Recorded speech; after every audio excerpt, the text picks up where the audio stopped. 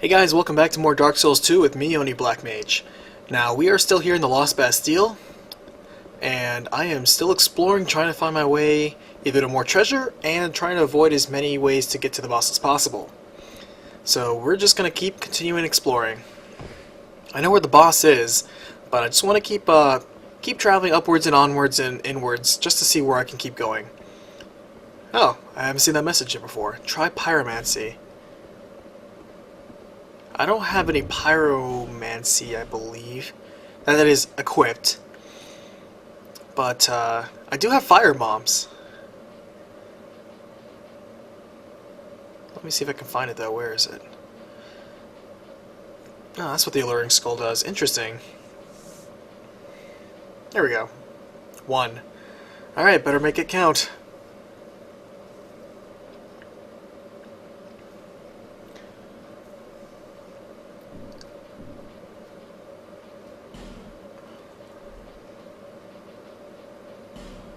Let me just equip it up here.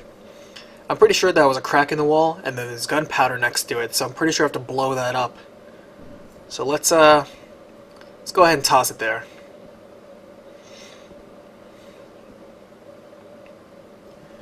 Aiming is a little rough here, but we'll see if I don't score it. Oh, not the one I meant to do. And toss. Whoa! Okay. Note to self, there's a dangerous danger close there. But yeah, that note was right on the spot. Thank you, whoever wrote that. Ooh, Archdrake robes.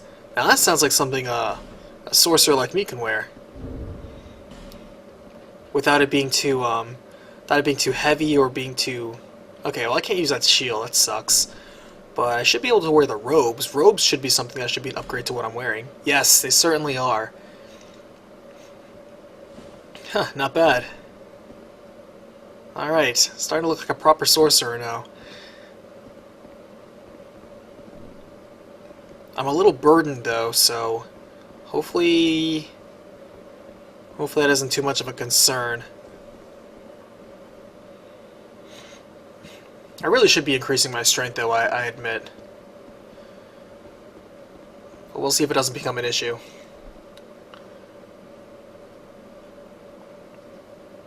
I probably should be... Actually, I have about 21k, and I think I should be going back to Majula and cashing that in. Because I don't think there's any new spaces where I can continue from there. There's that door there, and allow me to think out loud. Okay, so there's the door over there that requires a key that I don't have. There is, let's see, the door to the left. No, that goes down to the boss room. Let's see. I am down to the right, which means, where else am I missing?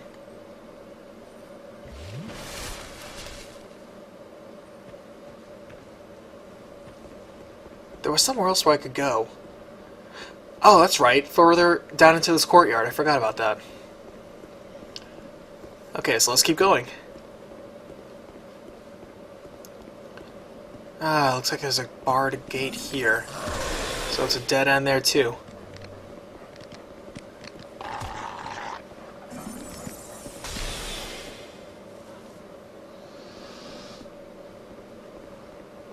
Huh, there's certainly something beyond there, though. Oh, wait, no, I'm on the other side of the switch. Okay, perfect. Let me go ahead and unlock this door. A bunch of dogs there. And a trio of dogs can easily kill me, instantly. So let's try to lure one of them out here. Come on, jump at me. Come on. Alright, nice and easy. I thought there were 3. Huh. Can't open this door, alright. Let's see, that's definitely a treasure chest there. Don't know if there's another way around. There's the guy with the barrel again. What do these messages say? hole. Bonfire behind here, huh? How do I... If I can get that barrel closer, I can probably maybe blow it up. But I don't have any fire. I used my last firebomb. Come on, guy.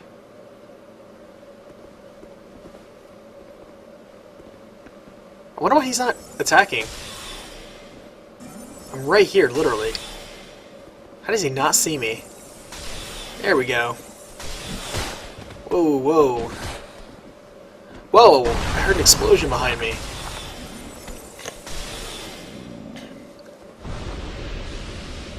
Lingering flame, huh? Oh, that's what happened. Okay, so when he pushes it, when an enemy pushes a barrel, it blows up. But when I push it, nothing happens. Interesting. Alright. Hidden bonfire. Let me get to that chest, too. Oh, hello. What's a smithy doing over here?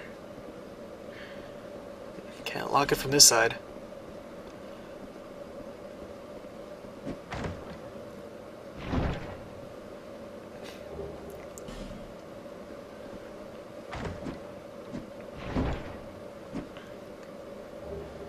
Well, this is all great, except I don't have a crossbow or anything like that.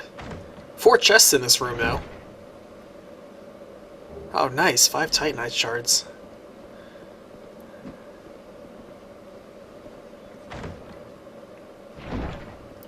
Ooh, okay. Excellent. Let's talk to this crazy guy. Oh. Shape. Oh, dief. I ought to flay. I ought to flay. Okay, he keeps saying the same thing over and over. Maybe he wants me to light that torch? I'll come back later. I'm gonna go to Majula. This is a good spot to go ahead and return to and from. Just gonna do a little bit of shopping and upgrading then, which I imagine might be a little bit boring, but I don't want to pause here too early. So let's see if I can, entertain you with a story. I seem to be doing that more and more often these days. Let's see. Recently, one of the upcoming games that I personally look forward to is Watch Dogs. Now, Watch Dogs pretty much looks like it's going to be the Assassin's Creed modern day that we've all been asking for.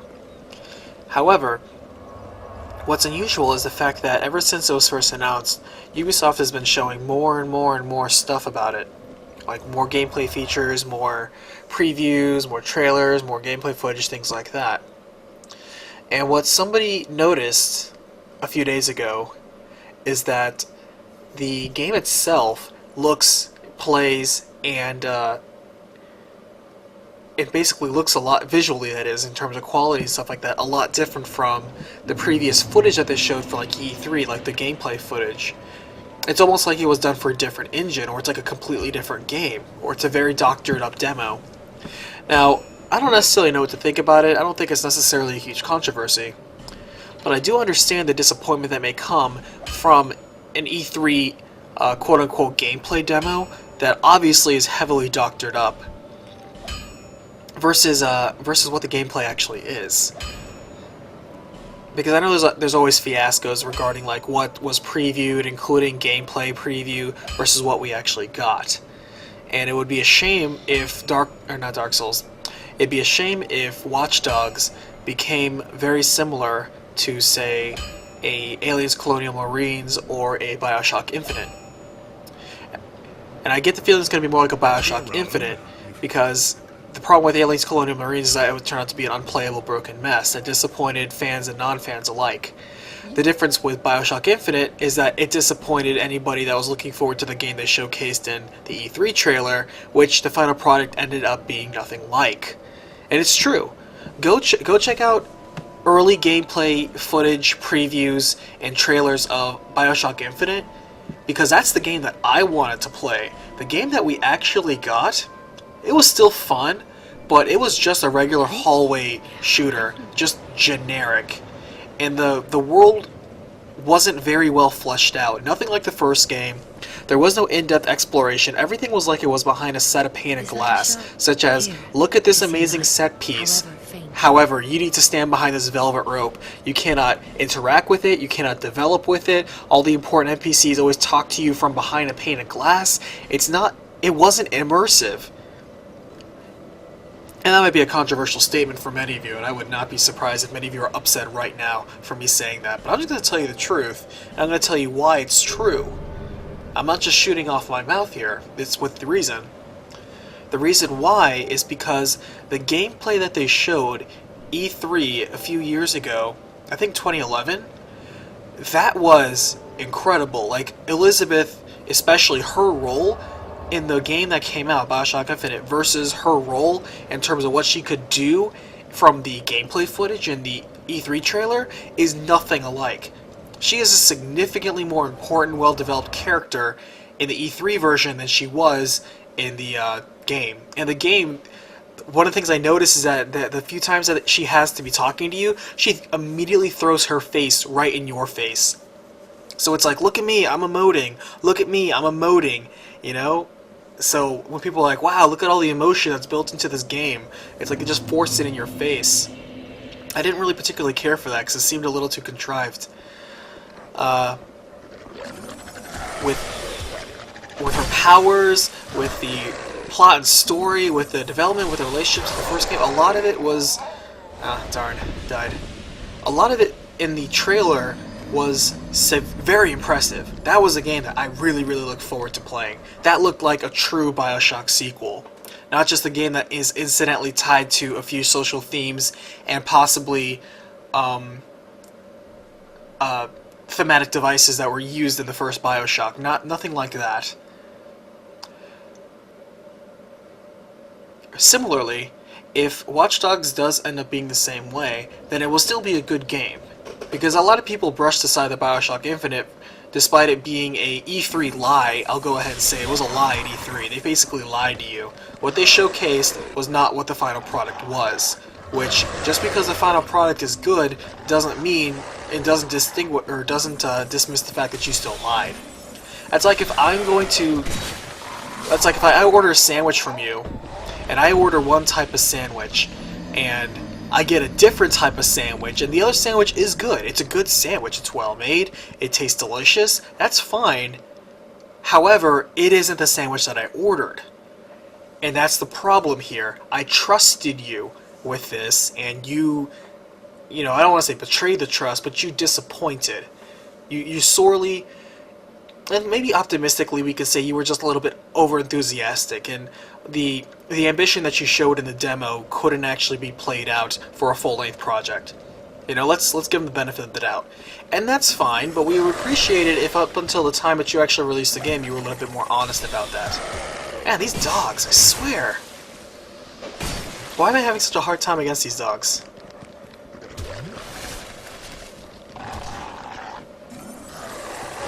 All of a sudden, these dogs are suddenly becoming my biggest bane. But anyway, let's hope that Watch Dogs does stay true. It does show some integrity versus all the amazing things they were showcasing, the innovations that they were having, the depth of the world and interactivity you could do, all the stuff that they were promoting.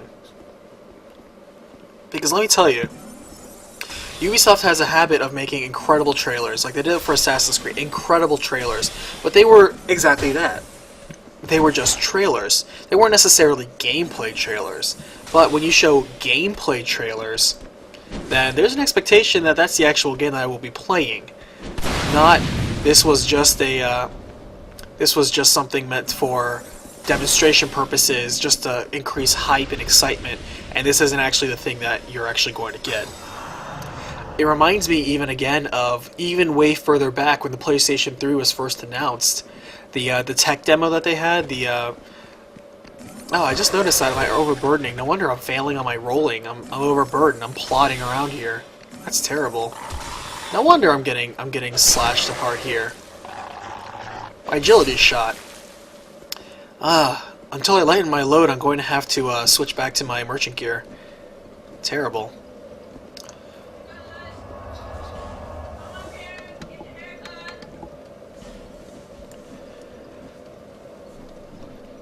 So anyway, back to the PlayStation 3 tech demo. It was of the opening cinematic for Final Fantasy VII, which it's a famous RPG, but it's just an okay RPG.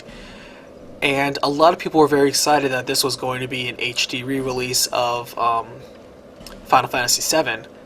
And I have my own opinion about HD re-releases, and maybe next time that I'm doing monotonous work here that isn't that interesting, maybe I'll talk about that. But HD re-releases, anyway, no, that's not what I'm talking about. Final Fantasy VII, they showed that gameplay, and then they immediately had to say, we're not making a game about this, which caused a little bit of fan upset. I didn't care. If I want an HD re-release of the Final Fantasy, it's going to be Final Fantasy VI or bust, period.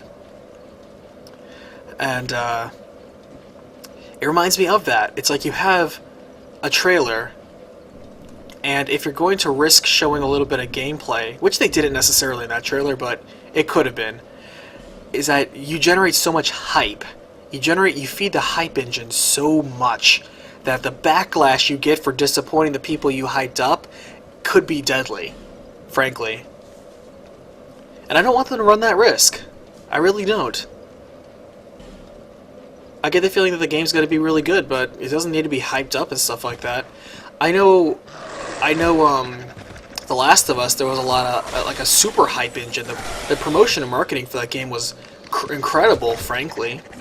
And I have my own opinions about that game, like everybody else. But it's certainly not one of those, fanatic, this is the best game since sliced bread, you know, kind of deal. Best thing since sliced bread ever deal. And,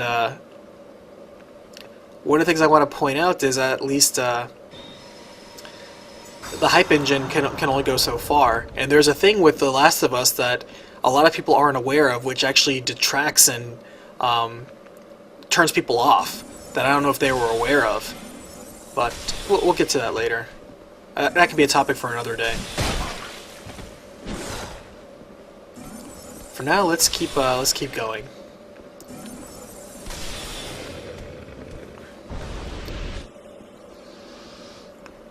Oh, hello. What's that object up there?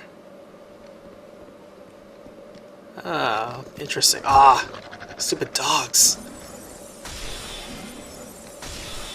All right, so there's an object up there, and the fact that it's that far off the beaten path, you know, tells me that it's probably something good. Or at least I hope so. How do I get up there?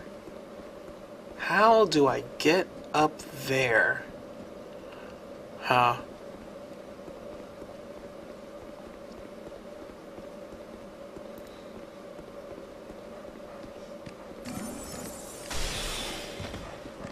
I'm running out of areas to explore in this Bastille. I might just have to grin and bear it in terms of getting to the boss.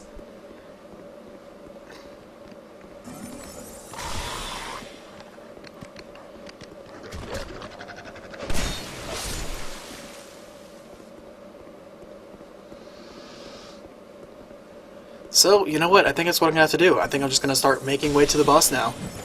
I already ran a full loop around. I unlocked the gate from the other side that I originally got to, and I can't think of any other areas outside of that one with the Pharaoh's Stone that I don't have that I can explore further. So I'm pretty sure that's it for the Bastille. This area reminds me of the Tower of Flame. It seems pretty big, but once you actually run a full loop around it, it's really not that big. It doesn't make it any less dangerous, frankly. This is the part I do not look forward to, running through the dozen of guys that's in here. I think there is a proper dozen guys in here. And just trying to bait them out one at a time, or a few at a time at the very least. Ugh. Tedious. The problem too is that every time I'll die against the boss, I'll have to run through all these guys again, like these 10 guys, every single time. Because I'm pretty sure all these guys with their two-handed swords, you can't just run necessarily past that easily. They're pretty quick on their feet. Oh, I forgot about that guy. Okay, good. They're not chasing me in here. Let me dance with this guy first.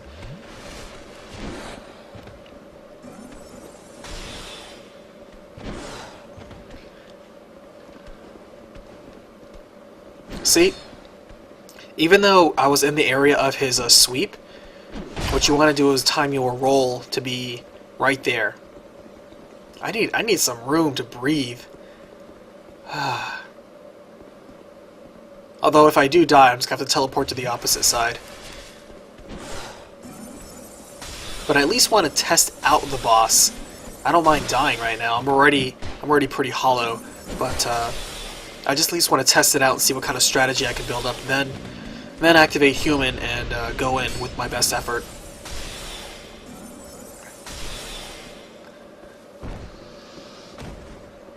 Because I have a pretty small collection of human effigies, at least a dozen.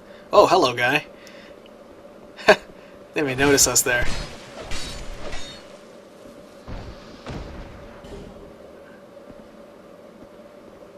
What's up with this guy? Okay, that's a thing. Interesting. So let's move on.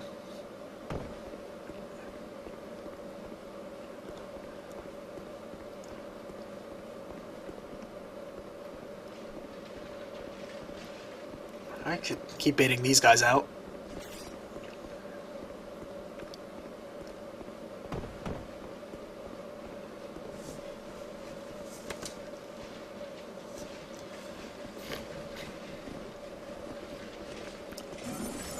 I might want to try some of those optional spells that I picked up, such as Shockwave, or Pushback, or Yearn, because those have really good tactical uses, and I do want to try to work them into the strategy. I do like using tactical spells whenever possible, because they are sometimes worth their weight in gold against the right enemy. It'd be nice if that Pushback stunned, like, say, a boss like they said it would, because if there's a way to stun a boss, that's glorious. Oh! Okay. Ran right into that fire barrel. Alright, so I'm gonna stop here, respawn, and start again from the other side, top side of this. But otherwise, thanks for watching, and we'll keep continuing on as we make our way towards the boss. Thanks for watching, guys. Bye.